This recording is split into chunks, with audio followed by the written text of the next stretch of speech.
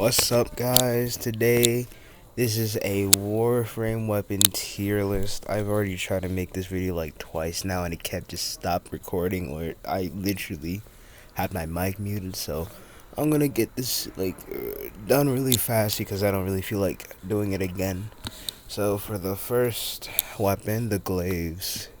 The glaives are pretty good due to how much damage they do, how good they are usually, how you can kill everything and very easily. You can melt steel path enemies, make them cheese. It's very simple. It just kills everything, especially glaive prime. If you could get glaive prime if you can.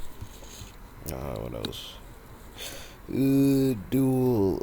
I forgot. Dual swords. I think something like that. I'm gonna put you at a C tier. In general, these swords, or I forgot what they're called. To be honest, I'm sorry. They might be dual swords or something, but I think that was dual carries. But in general, most of these weapons aren't that good. The only ones being like Fang Prime. That one new war weapon that's pretty good. It can kill stuff. It's probably one of the best in its classes. Otherwise, it's alright. You can kill stuff with it. It's not as bad as like the Tatsu or something. Next up, I put scythes at A tier due to how decent they could be, how they can kill stuff. They can probably help you on steel path if you decide to bring on a steel path, which you could. Like, you could bring a scythe, for example. That would just melt everything and such. Because, Zaws are really good. They have good ribbons and all that. Alright, next weapon. The claws. You might be asking yourself why I put this at S tier. The stance on these weapons are amazing. They do great things. They slash, they kill stuff. If built correctly, this thing could easily destroy. It could be a great stat stick too. Like, many people use them as stat sticks because of how good the stats are and how much damage they can do. Very easily, by the way. And that's really it. That's why I put that up there. You might be, actually no. It's pretty easy why I put this at S tier. The oh my god. The gun blades are pretty good most of the time. They can one shot, they could do everything. It's really nice. Gun blades are just really good in general. They could kill eidolons, they could one shot bosses, they can easily armor strip if you want. They can do a lot of things, to be honest. That's really it. Sparring weapons, they're really not that good. The stance on them is pretty bad. I'm gonna be honest, most of the sparring weapons are pretty mediocre, sadly. They really need a buff, in my opinion, to get like somewhat usable again. Because if this was like old Warframe, they would have been great. They would have killed stuff, they would have done a lot of things. But since this is like Steel Path now, they're not that good, sadly. You could use them, of course, if you like, but in general, tonfas are probably one of the strongest weapon types, in my opinion. The Oma's pretty good. Korin Prime's probably the best tonfa. Not the Praetos. That one arc, I forgot what it was called. It's like from the Zarman 10-0. That one tonfa's pretty alright. It's like Maiming Strike basically, but it's on a tonfa for some reason. But otherwise, tonfas are pretty good. You should use them. Try and get the Korin Prime if you can. Nunchucks. I'm putting nunchucks at B tier due to I forgot. There's like this one nunchuck. It had a prime version, and that prime version is absolutely goated. It can kill stuff pretty efficiently. The stance isn't all that bad. You can use these guys, and you could just destroy things. Sadly, I believe there are only 2 nunchucks in the game currently. Actually 3, because there's that one prime version. You can probably get it next time due to, the resurgence and all that. Now we're gonna talk about staffs in D tier. The reason I put staffs this low is because most of them are absolutely mediocre, especially the one you get after the War Within, because that one is just garbage at this point. I'm sorry, but it's not that good. The stances on it are awful. You can't do much with it. It doesn't hit hard. If you just want something like a what do you call it? Like the thing I just said, just do a polearm. It's better. It's like it, but just better with a good stance. Alright, we're gonna put the machete at A tier. I put machetes at A tier due to how good they are now, how the stances can be like, they can kill stuff now. Like now it's good. Now machetes are probably one like decent now. You can use them as a stat stick. You can use them as whatever. If you want to use them as a normal weapon, they can kill as a normal weapon. They can do a lot of damage, especially machete wraith. Now it's just not a meme weapon. That thing actually can kill now, and especially on steel path too.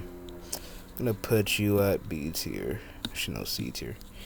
The rapiers, I don't know, man. I feel like there's most of them are pretty outdated. I feel there's that one prime rapier, but nobody uses it. I think there might be a prime. I might not know what I'm talking about actually.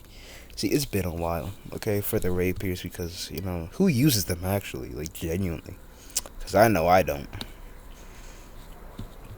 And the sword and shield go to A tier in general due to how good most of the swords and shields are. Even the normal Silva and Aegis are good now, ever since the melee rework and how good it like some melees got, you know. Because back then, Silva and Aegis used to be garbage. It used to kill nothing basically.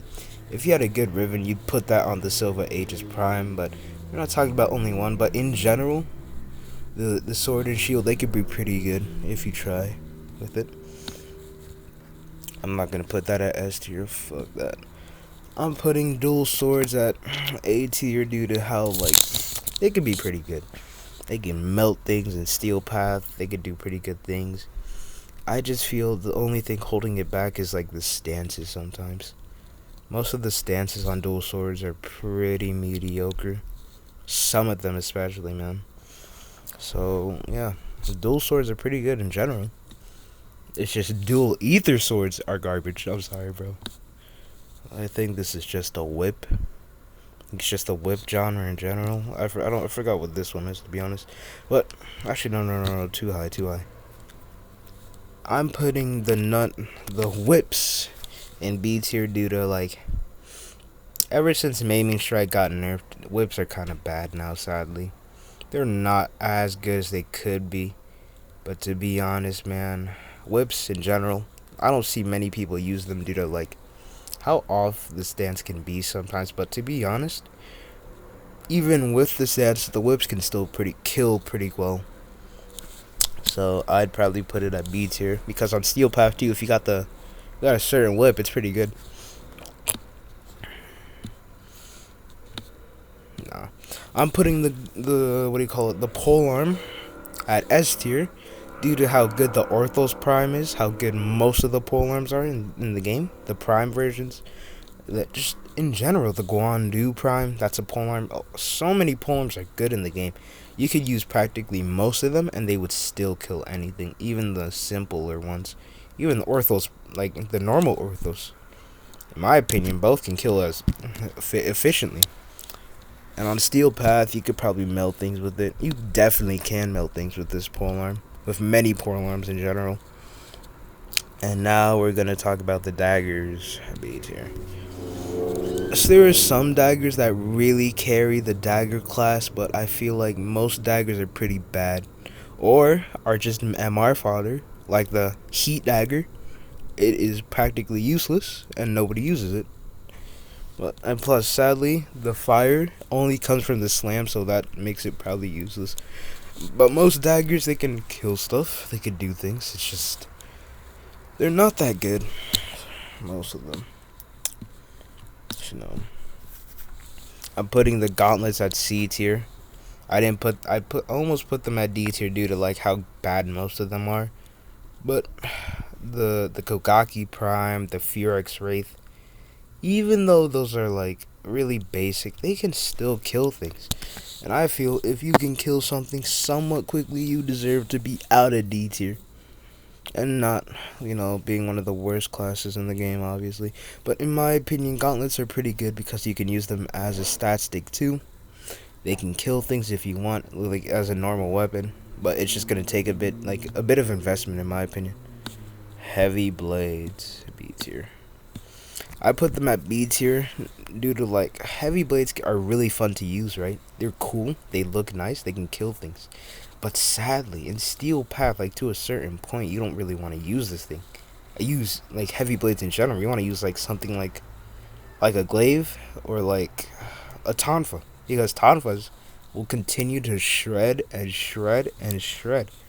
And if you want something that can shred most of the time, that can shred acolytes, all that, like a majority of the time, heavy blades are fun to use. You can use it to kill things, but at a certain point, it just gets really bad. I'm sorry, but yeah, that's really it. The kanas, A tier. I put Nikanas at A tier due to how good most of them are. That the Umbra one is pretty good. The Dragon Nikana actually is pretty good. It's pretty usable. It's pretty decent. Um, Even the Zaw Nikana is pretty good now. There are a lot of Nikanas that are good in the game, and I recommend you could use them in like Steel Path Survival, all that stuff, because of how good the Rivens can be. Just a lot of Nikanas are decent, are pretty good. Now let's talk about. I don't know. Let's put them at B tier.